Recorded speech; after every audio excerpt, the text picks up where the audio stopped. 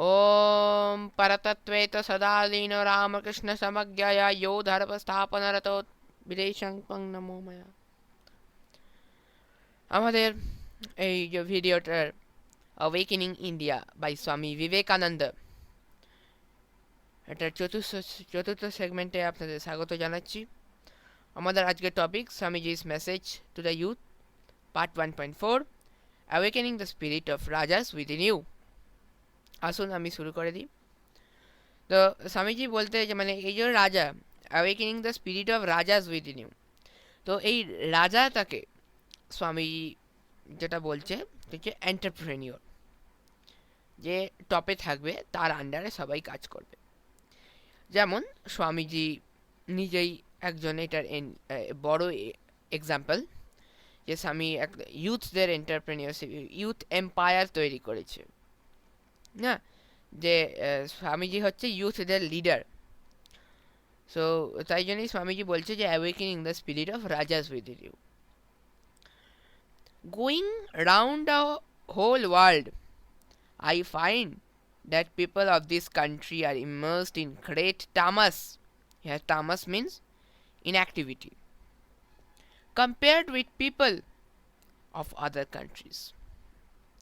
আমি যে বলছে যে যখন আমি যে একটা সময় শিকাগো থেকে ফেরার পর বা বিভিন্ন জায়গায় গিয়ে লেকচার্স দিয়েছিলেন, বা স্বামীজি হোল্ড পুরো ইন্ডিয়াটাকে একবার ট্রাভেল করেছিলেন, তখন স্বামীজি দেখেছেন যে এই যে পুরো কান্ট্রির পিপলরা আছে, এরা মানে ইনঅ্যাক্টিভিটিতে, মানে ইমার্সড ইন গ্রেট টামাস, মানে কোনো কাজ করে না, বিনা কাজে থাকে। কিন্তু people of other countries, Swamiji এদের সঙ্গে কম্পেয়ার করছে, যেখানে পিপল অফ আদার কান্ট্রিজ খুব ওয়ার্কাহলিক, প্রচুর কাজ করতে ভালো লাগে, ভালোবাসে, সেটাই স্বামীজি এখানে বলতে চাইছে। On the outside there is a simulation of sattvika, calm and balanced state, but inside downright inertness like that of stocks and stones.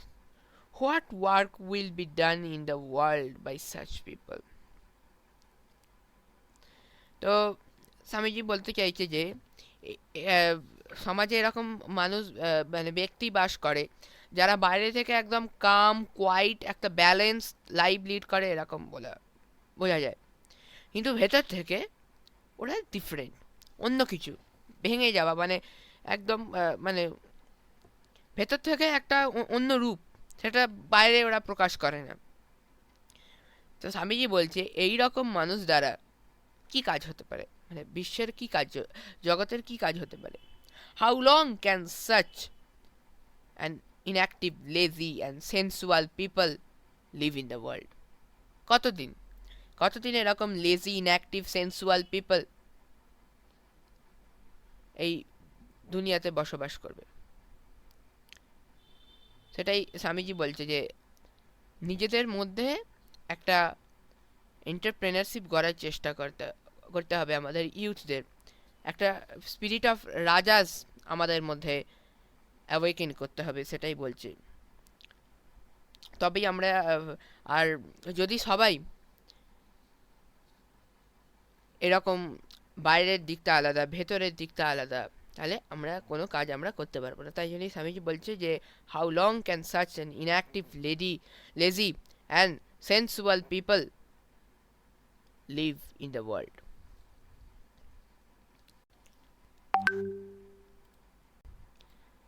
First travel in the Western countries, then contradict my words. How much of enterprise and devotion to work, how much enthusiasm and manifestation of rajas are there in the lives of Western people? তাহলে স্বামীজি এখানে আমাদের people, মানে ইন্ডিয়ার তখনকার যে population ছিল, সেই population থেকে ওয়েস্টার্ন কান্ট্রিজ পপুলেশনের মধ্যে ডিফারেন্স দেখাচ্ছে।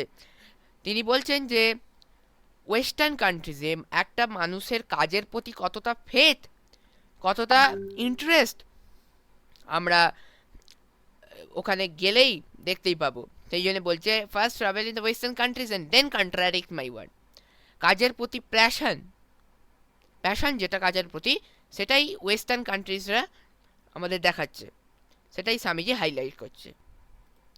স্বামীজি বলছেন যে while in your country own country it is as if the blood has become congealed in the heart so that it cannot circulate in the veins, as if paralysis has overtaken the body and it has become languid.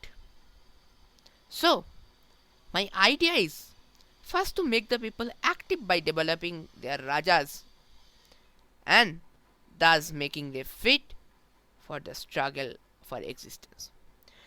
So এখানে যে একজন আমি এখনকার ভাষায় বলছি যে একজন রাজা, এখানে রাজাকে স্বামীজি বলছেন এন্টারপ্রেনার। তো একজন রাজা গড়ার জন্য মেন দুটো জিনিস লাগে, একটা হচ্ছে এডুকেশন আর একটা হচ্ছে হেলথ। এডুকেশন থাকলে সে মানে কোনো জটিল সমস্যাকেও খুব সোজাভাবে সলভ করতে পারবে। হেলথ থাকলে সে ওয়ার্ক করতে পারবে। এখানে বলছে thus make them fit for struggle for existence. ওই স্ট্রাগল করার জন্য হেলথটা লাগবে। কি করে করবে সেটার জন্য এডুকেশন লাগবে।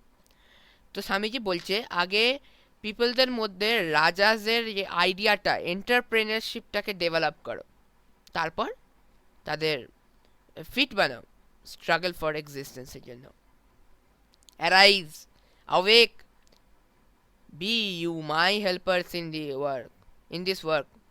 Go from village to village, from one portion of the country to another portion of the country, and preach this message of fearlessness to all, from Brahmin to the Chandala.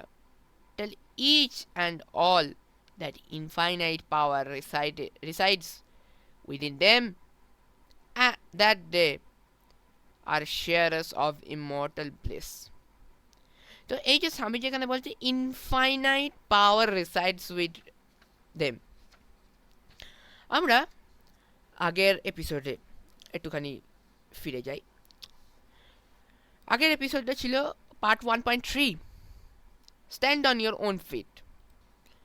সেখানে স্বামীজি বলছেন within you lies indomitable power, only thinking I am nothing you become powerless. So এই কথাটা আমি এখানে put করছি। তো এখানে কি বলছেন যে স্বামীজি বলছেন যে আমাদের মধ্যে অনেক শক্তি আছে, মানে আমরা যেটা জানিও না কি এত শক্তি আছে আমাদের মধ্যে, কিন্তু আমরা সেটাকে ইউটিলাইজ করি না। আই এম নাথিং, আমি কিছু না এরকম বলে বলে আমার সমস্ত শক্তিগুলোকে শেষ করে ফেলি। তো স্বামীজি এটাই বলছে, tell each and all that infinite power resides within them, that they are sharers of immortal bliss. Thus, rouse up the rajas within them, make them fit for the struggle for existence, and then speak to them about salvation. First, make the people of the country stand on their legs by rousing their inner power. First, let them learn to have a good food and clothes and plenty of enjoyment. Then tell them how to be free from this bondage of enjoyment. তো এটাই ছিল part 1.4, awakening the spirit of rajas within you. আশা করছি এটা আপনাদের খুবই ভালো লেগেছে। সারদা কুটির চ্যানেলে আমাদের যে অ্যাওয়েকেনিং ইন্ডিয়ার যে প্লে লিস্টটা আছে, হোম পেজে গেলেই দেখতে পাবেন যে স্প্রেডিং অফ স্বামীজিস আইডিয়াস প্রথমটাতেই আছে। সেখানে গেলে আপনারা আমাদের আগের এপিসোডের ভিডিওগুলো পেয়ে যাবেন।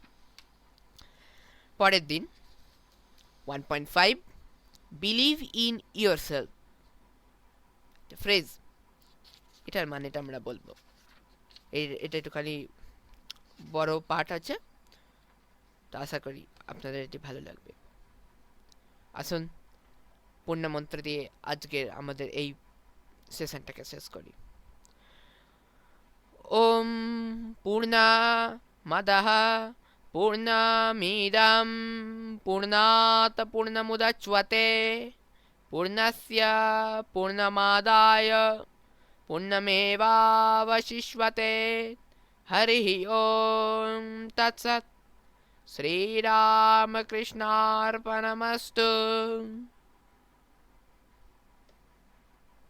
धन्यवाद।